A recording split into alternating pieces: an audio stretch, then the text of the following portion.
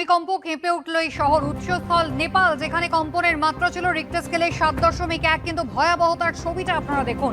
তিব্বত, যেখানে ইতিমধ্যেই 53 জনের মৃত্যু হয়েছে। নেপালে ভূমিকম্প হয়েছে, আর তিব্বত যে এলাকাটা দেখতে পাচ্ছেন একেবারে ধ্বংসস্তূপে পরিণত হয়েছে। অন্তত 53 জন মানুষ প্রাণ হারিয়েছেন এখনো পর্যন্ত জানা যাচ্ছে। ক্ষয়ক্ষতির পরিমাণ অনেকটাই হবে এমনটাই অনুমান, কারণ রিক্টার স্কেলে কম্পনের মাত্রা অত্যন্ত তীব্র ছিল এবং একের পর এক আফটার শক পর হয়ে গিয়েছে। শুধুমাত্র নেপাল নয়, নেপালের এই ভূমিকম্পের প্রভাব কিন্তু শুধু এ রাজ্যে পড়েছে, ভারতবর্ষে পড়েছে এমনটা নয়। চীন, ভুটান, এমনকি বাংলাদেশেও পড়েছে বলে জানা যাচ্ছে। সরাসরি আপনাদের নিয়ে যাব, আমাদের প্রতিনিধি অরিত্রিক ভট্টাচার্য রয়েছেন।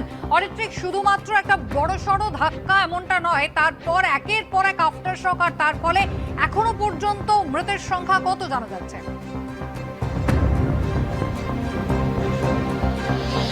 দেখো, 53 মৃতের সংখ্যা এখনো পর্যন্ত